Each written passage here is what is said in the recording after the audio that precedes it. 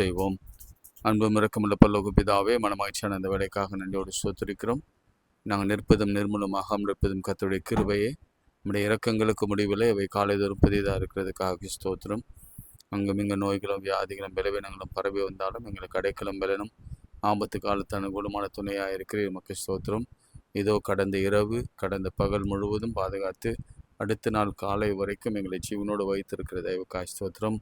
உலகத்திலே எத்தனையோ போராட்டங்கள், வியாதிகள், பலவீனங்கள், நோய்கள், வறுமைகள், வேதனைகள், சஞ்சலங்கள், துக்கங்கள், கவலைகள், சந்தோஷங்கள், மரண பயங்கள், இவைகள் மத்தியிலே எங்களை நீ பாதுகாத்து வருகிற கிருபைக்காய் ஸ்தோத்திரம். எங்கள் ஜீவன் போகாதபடிக்கு எங்களை காத்து வருகிற தயவுக்காய் ஸ்தோத்திரம். எங்கள் பிராணம் போகாதபடி காத்து வருகிற தயவுக்காய் ஸ்தோத்திரம். ஜபிக்கிறதுனாலே இப்படி வார்த்தையினாலே ஒவ்வொரு நாளும் நடத்துகிற கிருபைக்காக ஸ்தோத்திரிக்கிறோம். இந்த நாளும் அப்படியே நடத்துங்க. நாங்கள் நன்றியுள்ள இருதயத்தோடு உம்மை ஸ்தோத்திரிக்கிறோம், உம்மை துதிக்கிறோம், உம்மை போற்றுகிறோம், உம்மை வாழ்த்துகிறோம்.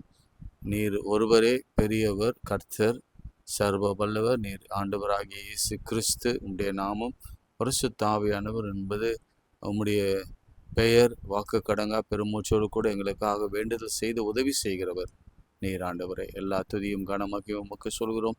இயேசுவின் நாமத்தில் செபிக்கிறோம் நல்ல பிதாவே, ஆமென்.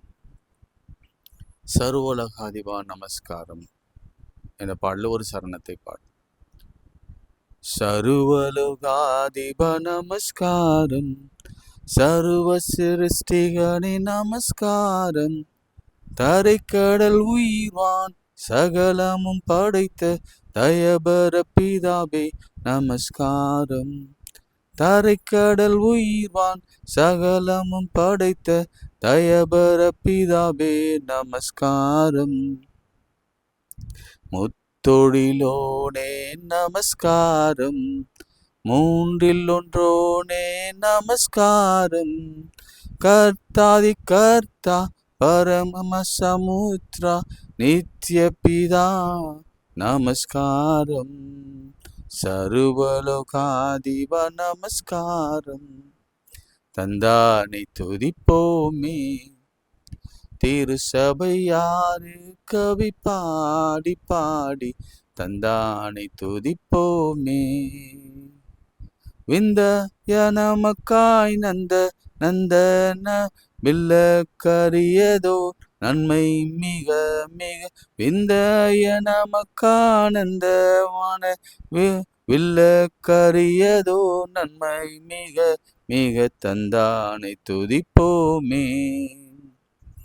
தூரம் திரிந்த சீயோனே, உன்னை தூக்கி எடுத்து கரத்தில் ஏந்தி. தூரம் திரிந்த சீயோனே, ஆரங்கள் பூட்டி அலங்கரித்து நீனையத்தன் மணவாட்டியாக்கினதும் என்னை. ஆரங்கள் பூட்டி அலங்கரித்து நீனையத்தன் மணவாட்டியாக்கினதும் என்னை. தந்தானை துதிப்போமே. திருசபையோரு கவி பாடி பாடி தந்தானை துதிப்போமே. கைகளை வைத்து ஆண்டவரே எங்களுக்கு இறங்கும். எங்கள் ஆவி ஆத்மா சரீரத்தை பாதுகாத்துக் கொள்ளும். உச்சந்தலையிலிருந்து உள்ளங்கால் வரையில் இருக்கிற எல்லா வியாதிகள், நுனி முதல் பாதம் வரை இருக்கிற எல்லா உடல் உறுப்புகள், நரம்புகள், தசைகள், இருதயம், மூளை, ஜீரண மண்டலங்களில் இருக்கிற எல்லா உறுப்புகளும் இயேசுவின் நாமத்திலே சீராயங்கட்டும். பிரயாண பாதுகாப்பை கட்டளை, வேலையிலே உயர்வு தார், வேலையை தார். வேலையிலே காணப்படுகிற எதிர்ப்புகளை கர்த்தர் நீக்கி போடும். திருமணமாக கர்த்தர் உதவி செய்யும். வேலை கிடைக்கவும், வருமானம் கிடைக்கவும், கடன் அடைக்கவும் கர்த்தர் உதவி செய்யும். ப்ரமோஷன் கிடைக்க உதவி செய்யும். குழந்தை இல்லாதவர்களுக்கு பெற பண்ணுகிறவனீர், பிரசவிக்க பண்ணுகிறவனீர், பிரசவத்தை தாரும். கணவன் மனைவி பிரிந்திருக்கிற குடும்பங்கள் இணைந்து வாழட்டும்.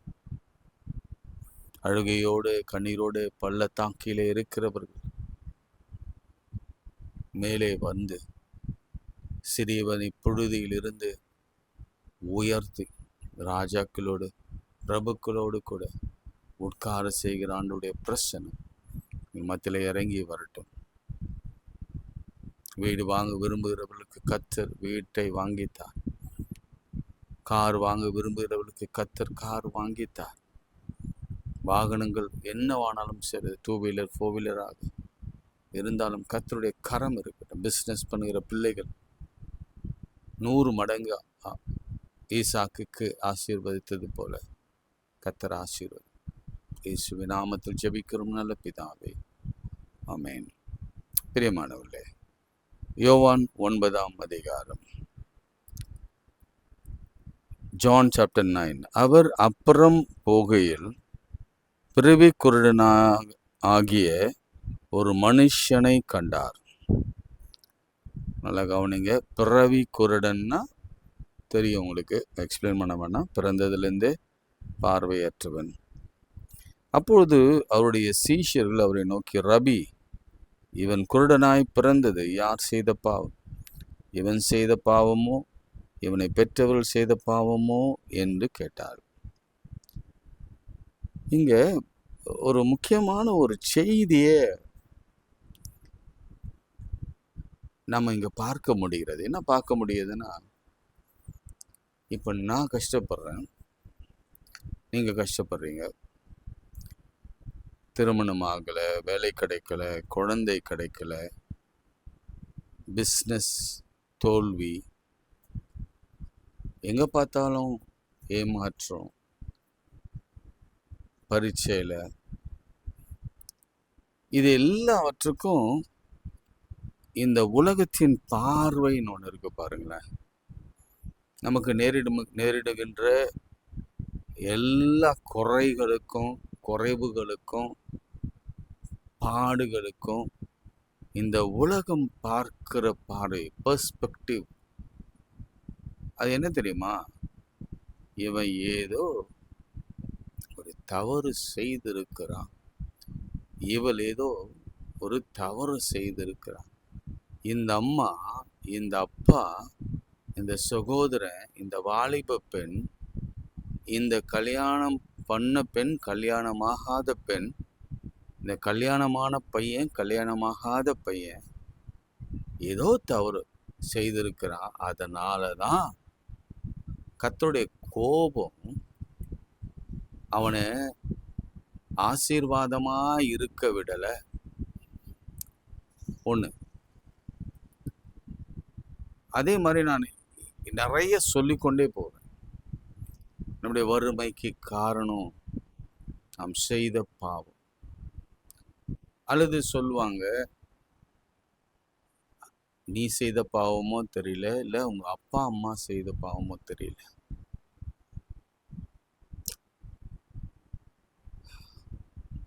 பழைய ஏற்பாட்டுல உங்களுக்கு தெரியும், அந்த பாவத்தின் அளவுகோல்லாம் உங்களுக்கு புரியும். அவர் எப்படி எத்தனை வருஷங்கள் அந்த பாவத்திற்கான தண்டனையை அவர் கொடுக்கிறார் என்பதெல்லாம் உங்களுக்கு தெரியும். ஒருவேளை எனக்கு சட்டென்று அந்த நம்பர்ஸ் ஞாபகத்து வரல, உங்களுக்கு நினைவு வந்தால் உடனே இமீடியட்டாக எழுதுங்க. ஆனால் புதிய ஏற்பாட்டிலே வருகிற இயேசு கிறிஸ்துவின் பார்வையே தனி. அங்கு 7 தலைமுறை அப்படியா, அல்லது 7000 தலைமுறையா, அல்லது எனக்கு தெரியல, 1000 தலைமுறை தெரியல, சரி எனக்கு தெரியல. 7 தலைமுறை, அதாவது நமக்கு தாத்தாக்கு முன்னாடி இருக்கிற பூட்டான் அப்படிலாம் அவங்க எல்லாம் செய்த தவறு தான் நாம இந்த மாதிரி இருக்கிறோம். ஃபார் எக்ஸாம்பிள், என்னுடைய அப்பா அம்மா செய்த தவறு, அல்லது என்னுடைய மனைவியுடைய அப்பா அம்மா செய்த தவறு, அது என்னை மட்டும் பாதிக்கல, என்னுடைய பிள்ளைகளை பாதிக்கிறது. அது மாத்திரமல்ல, என் பிள்ளைகளின் பிள்ளைகளையும் பாதிக்கும். இன்னும் ஒரு 4th 3rd 5th ஜெனரேஷன் அவங்க பிள்ளையை பாதிக்கும். அப்படின்னு ஒரு தவறான கருத்தியலை இங்க புகுத்த பார்க்கிறாங்க. இயேசு கிறிஸ்து வந்த பிறகு அதெல்லாம் அந்த நியாயப்பிரமாணம், அந்த சட்ட திட்டங்கள், அதெல்லாம் ஒரு கர்த்தர் இயேசு ஒரு மாற்றத்தை அவர் கொண்டு வந்து விட்டார். இந்த காலத்தில் எப்படி இருந்தது? கண்ணுக்கு கண், பல்லுக்கு பல் என்றெல்லாம் இருந்தது. ஒருத்தன் ஆட்டை வெட்டிட்டா, மாட்டை வெட்டிட்டா அவனுக்கு என்ன தண்டனை என்பதெல்லாம் இருந்தது. சரி, நேரம் கடந்து போய் கொண்டே இருக்கிறது. இப்படி அவனை குறை சொன்னார்கள். உலகம் எப்பொழுதும் தாழ்வில் இருக்கிறவர்களை பார்த்தா குறை சொல்லும். பணக்காரனாவதும் ஏழையாவதும். இன்றைக்கு ஒரு சின்ன பதவியில் இருக்கிறவன் நாளைக்கு உயர் பதவிக்கு போகிறது. அதே உயர் பதவியில் இருக்கிறவன் கீழே வருகிறதும், திரும்ப அதே கீழே இருந்தவன் மேலே போகிறதும், இதெல்லாம் இயல்பான ஒன்று. இது பாவத்தினாலே வந்தது அல்லது என்பதனாலே அல்ல. ஆனால் ஒன்று மாத்திரம் இங்கே நிச்சயம், நான் சொல்லிட்டே வரேன். ஆண்டவர் சொல்கிறாரு, அது பிரதியுத்தரமாக, அது இவன் செய்த பாவம் அல்ல. இன்னைக்கு நம்மை பார்த்து சொல்கிற வார்த்தை இதுதான். நிறைய பேர் கடன் வாங்கிட்டு ஐயோ எவ்வளோ பாவம் செய்துட்டோம், குழந்தை இல்லாமல் ஐயோ பாவம் செய்துட்டோம், திருமணமாகாமல் எவ்வளோ பாவம் செய்துட்டோம், நம்ம ஏமாற்றிட்டோம், ஒரு பொண்ணை ஏமாற்றிட்டோம், ஒரு பையனை ஏமாற்றிட்டோம். இல்லை, இவன் செய்த பாவம் அல்ல, இவன் பெற்றோர் செய்த பாவம் அல்ல. தேவனுடைய கிரியை இவனிடத்தில் வெளிப்படும் பொருட்டு இப்படி பிறந்தான்.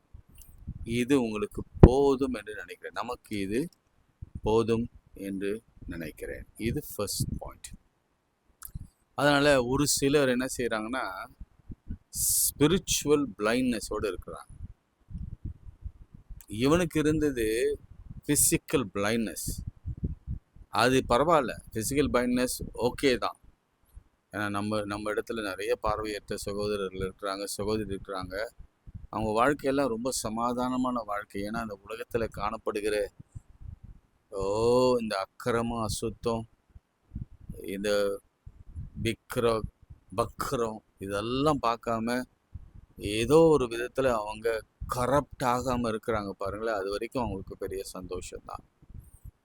ஆனால் இந்த ஸ்பிரிச்சுவல் பைண்ட்னஸோடு இருக்கிறாங்க பாருங்களேன், அவங்க ஆண்டவர் அவங்கள தான் பயங்கரமாக கடிந்து கொள்கிறார். இன்ஃபேக்ட் சொல்லப்போனால் ஒரு பெரிய பெரிய ஊழியக்காரர்கள் கூட நான் பார்த்துருக்குறேன். நான் இதை சொல்லக்கூடாது, ஏன்னா நான் யாரையும் குறைத்து மதிப்பிடவோ அளவீடு செய்யவோ நான் தகுதியற்றவன்.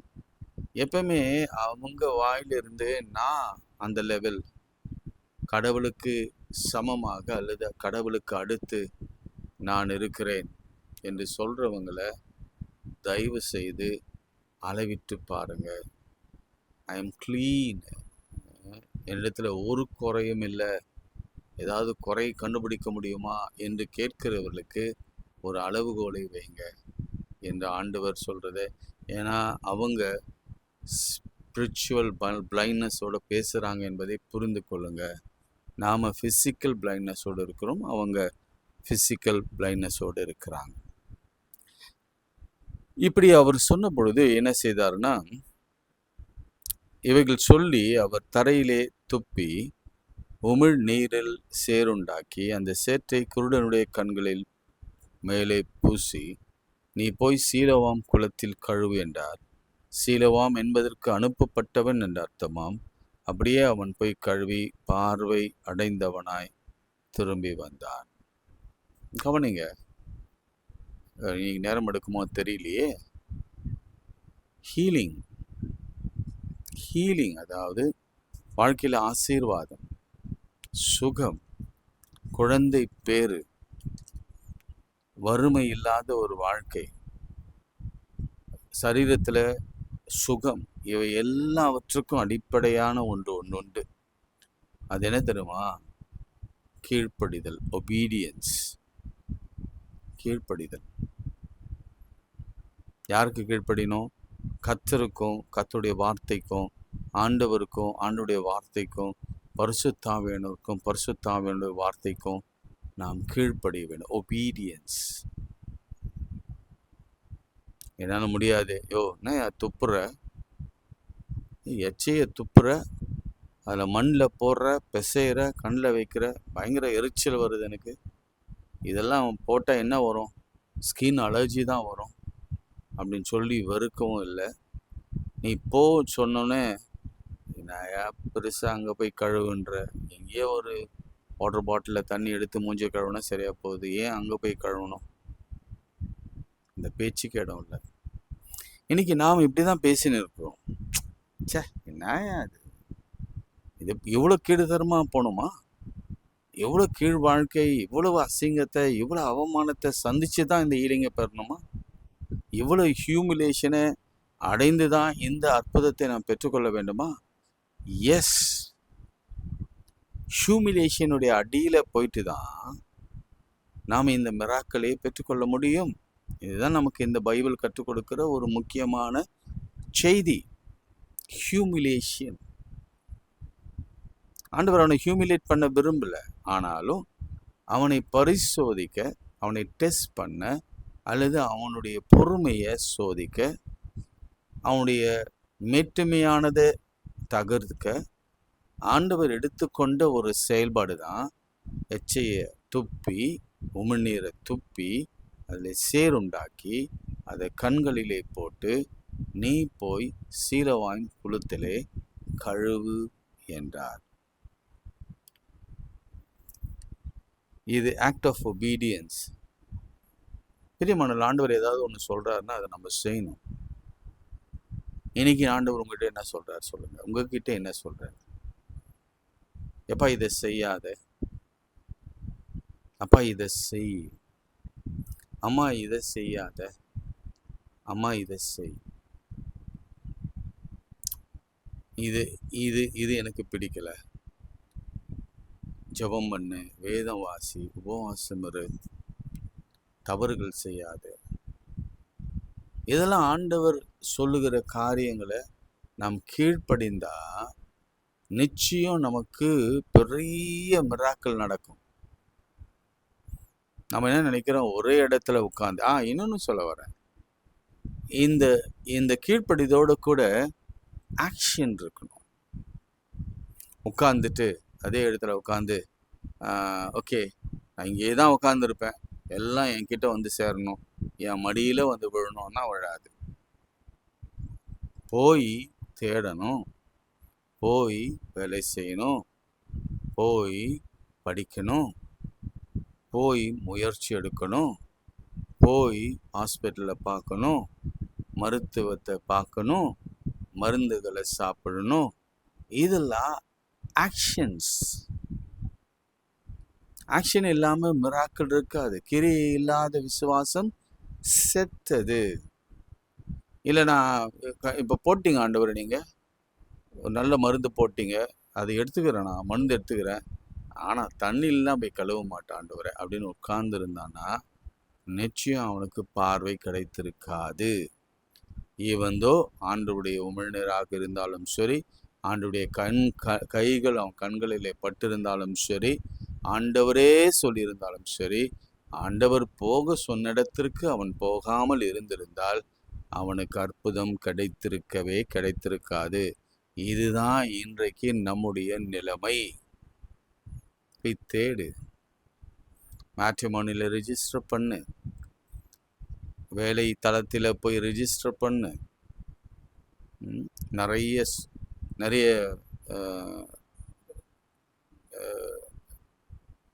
இது இருக்குல்ல, இந்த ஜாப் என்ன சொல்வீங்க, nokri.com அந்த மாதிரிலாம் இருக்குல்ல, பண்ணு, உன்னுடைய வேலையை ஆண்டவர் சொல்வார்.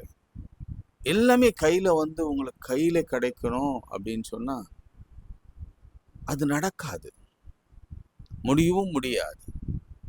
மந்திரத்தில் மாங்காய் வரும்னு நினைக்காதீங்க. இந்த ஆண்டவரிடத்துல இதெல்லாம் நடக்கவே நடக்காது. ஆண்டவர் சொன்னால் செய்யணும், ட்ரை பண்ணணும், போகணும், முயற்சி எடுக்கணும், நடக்கணும். எழுந்துருன்னா நான் இங்கே தான் உட்காந்துருப்பேன் ஆண்டவரே அப்படின்னு அவன் நேற்று சொல்லியிருந்தானா 38 வருஷமா உட்காந்துருந்தவன் அங்கேயே உட்காந்துருக்க வேண்டியதுதான். இல்லை எழுந்திருக்க மாட்டான் ஆண்டவரே, நீங்கள் என்ன சொன்னாலும் எழுந்திருக்க மாட்டேன், ஏன்னா இப்படி பழகிடுச்சு எனக்கு, இங்கே விட்டுருங்க அப்படின்னு சொன்னால் அவன் எழுந்திருக்கவே முடியாது. எழுந்தான். ரெண்டாவது விஷயத்த நான் உங்களுக்கு சொன்னேன். மூன்றாவது ஒரு விஷயத்த சொல்லி நான் ஜெபிக்கிறேன்னா, முக்கியமானது ஒன்று இருக்குது. முடிந்தால் நாளைக்கு அதை தொட்டுட்டு நான் முக்கியமான ஒன்று, ரொம்ப முக்கியமான இந்த பிளைண்ட் மேன் கட்டுக்கொண்ட ஒரு முக்கியமான ஒன்று, அதை நான் வேணால் நாளைக்கு ரெண்டுத்தையும் நான் சேர்த்து சொல்கிறேன். இன்னைக்கு நாம் ஜெபிக்கலாம். அன்புள்ள ஆண்டவரே, இந்த வேலைக்காக நன்றியோடு ஸ்தோத்திரிக்கிறோம். நீர் பேசி நம்முடைய வார்த்தைகளுக்காக நன்றி செலுத்துகிறோம். விசேஷமாக என்லைட்மெண்ட்டாக எனக்கு இருந்தது, நம்முடைய பிள்ளைகளுக்கும் இருந்தமைக்காக ஸ்தோத்திரிக்கிறேன். கர்த்தர் இந்த நாளிலே ஒரு அற்புதத்தை செய்வீராக. நீர் விரும்புகிறபடியே செய்யுங்க.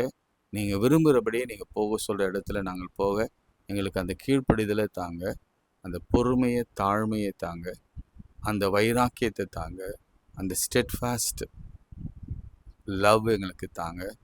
யார் அதை செய்தது என்பதை குறித்து, எப்படிப்பட்டவர் அதை செய்தார் என்பதை குறித்து நாளைக்கு நாங்கள் சிந்திக்க எங்களுக்கு கிருபை தாங்க.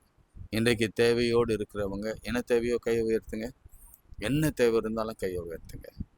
உங்கள் மனசில் நினச்சிங்க, என்ன வேணாலும் இருக்கலாம், என்ன வேணாலும் இருக்கலாம். அது சின்ன குண்டுமணியாக இருக்கலாம், அல்லது ஒரு பெரிய 10-20 சவரன் நகையாக இருக்கலாம், அல்லது ஒரு சின்ன மண்ணாக இருக்கலாம், ஒரு கைப்பிடி மண்ணாக இருக்கலாம், அல்லது ஒரு பெரிய வீடாக இருக்கலாம், அல்லது ஒரு சுகமாக இருக்கலாம், ஒரு சின்ன காலில் இருக்கிற புண்ணு ஆறணும், இல்லது இருதயமே சரியாகணும்னு இருக்கலாம், எது திருமணமாக இருக்கலாம், குழந்தையாக கையை மாத்திரம் உயர்த்தி, ஆண்டவரே நீ யார், நீர் யார், இயேசு என்பதை நாங்கள் உணர்ந்திருக்கோம். சர்வ வல்லவரை அறிந்திருக்கோம். பிதாவை நாங்கள் நேசிக்கிறோம், அப்பாவை நேசிக்கிறோம், பரிசுத்தாவை விசுவாசிக்கிறோம்.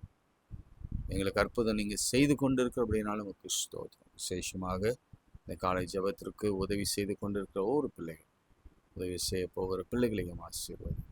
இது உலகம் எங்கும் எடுத்து செல்கிற கிருபையை உங்களுக்கும் எனக்கும் பிள்ளைகளுக்கும் தந்து ஆசீர்வதிக்க வேண்டும் என்று இயேசுவின் நாமத்தில் செபிக்கிறோம் நல்ல பிதாவே, ஆமென். நமது ஆண்டவராகிய இயேசு கிறிஸ்துவின் கிருபை, பிதாவாகிய தேவனுடைய அன்பு, பரிசுத்தாவின் ஐக்கியம் நம் அனைவரோடும் இன்னும் சதாக்கள் நிலைத்திருப்பதாக. ஆமென். God bless you.